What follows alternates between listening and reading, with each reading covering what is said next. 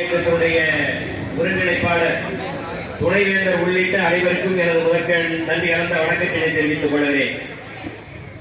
இன்றைய நாளை உலக திருக்குறள் கூட்டமைப்பின் சார்பிலே தமிழகத்திலே ஒரு 25 மாவட்டங்களிலே இன்றைக்கு நிகழ்ச்சி நடத்த வேண்டும் என்கிற ஒரு திட்டத்தினை 20 நாட்களுக்கு முன்பாகவே நாங்கள் எடுத்துக் கொண்டிருந்தோம். அந்த நேரத்திலே தான் கல்கத்தாவிலே இருந்து என்னுடைய உறவினர் நக்கீரன் அவர்கள் இந்த கூட்டு இயக்கம் இங்கே இப்படி ஒரு நிகழ்ச்சி நடத்துகிறது, அந்த நிகழ்ச்சியிலே நீங்கள் கலந்து கொள்ள வேண்டும் என்று என்னை கேட்டுக்கொண்டார்கள். நானும் கலந்து கொள்கிறேன் என்று சொன்னேன். என்னால் கூட மற்ற மாவட்டத்தில் நடத்தக்கூடிய நிகழ்ச்சிகள் அந்த நிகழ்ச்சியை சிறப்பாக நடத்துகிறேன் என்று சொல்லிவிட்டு நானும் எங்களுடைய பொதுச் செயலாளர் பேராசிரியர் ஆதலிங்கம் அவர்களும் இந்த நிகழ்ச்சியிலே காலையிலே பேரணியிலே இருந்து கலந்து கொண்டோம். எழுச்சி மிகுந்த முழக்கங்கள், அருமையான கோஷங்கள் நீங்கள் எழுப்பியிருக்கிறீர்கள். இதற்கு முன்பாக ஒரு செய்தியை சொல்ல வேண்டும் என்று சொன்னால், உலகத்திலே தன்னுடைய இனத்திற்காக மதத்திற்காக வியட்நாம் நாட்டிலே தீக்குளித்த வரலாறு உண்டு.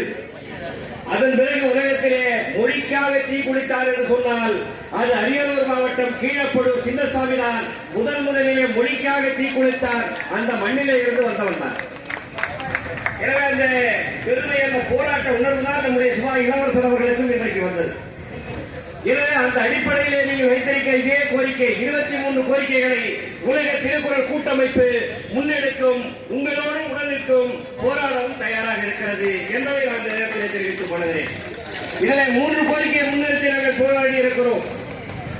தமிழை இந்தி ஆட்சி மொழியாக அறிவிக்க வேண்டும், திருக்குறளை தேசிய நூலாக அறிவிக்க வேண்டும், தமிழை சென்னை உயர்நீதிமன்றம், சென்னை மதுரை உயர்நீதிமன்றங்களிலே வழக்காடு மொழியாக அறிவிக்க வேண்டும் என்று சொல்லி 3 கோரிக்கைகளை வலியுறுத்தி சென்ற ஆண்டு டெல்லியிலே 133 கவிஞர்களை முன்னிறுத்தி ஒரு உண்ணாவிரத போராட்டத்தை நடத்தினோம். அதன் பிறகு 28 மாவட்டங்களிலே ஆர்ப்பாட்டத்தை நடத்தி இருக்கிறோம். உலக திருக்குறள் கூட்டமைப்பின் சார்பிலே அனைத்து மாவட்டங்களையும் தமிழ் அமைப்புகளையும் ஒருங்கிணைத்து சென்னையே வள்ளுவர் கோட்டத்தில் என்னுடைய தலைமையில் ஆர்ப்பாட்டம் நடத்தி இருக்கிறோம்.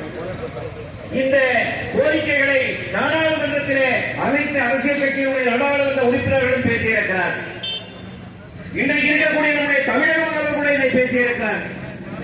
இன்னும் சொல்ல போனால் மதுரையில் நடைபெற்ற உயர்நீதிமன்ற அடிக்கல் நாட்டு விழாவில் அந்த உச்ச நீதிமன்றத்துடைய நீதிபதி முன்பாக நம்முடைய தமிழக முதல்வர் அவர்கள் தமிழை வழக்காடு மொழியாக உயர் நீதிமன்றத்திலே வர வேண்டும், கொண்டு வர வேண்டும் என்று சொல்லி கோரிக்கை வைத்திருக்கிறார்.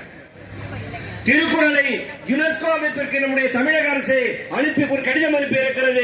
திருக்குறளை உலக நூலாக அறிவிக்க வேண்டும், உலக பொது நூலாக அறிவிக்க வேண்டும் என்று சொல்லி ஒரு கடிதம் அனுப்பி இருக்கிறார்கள்.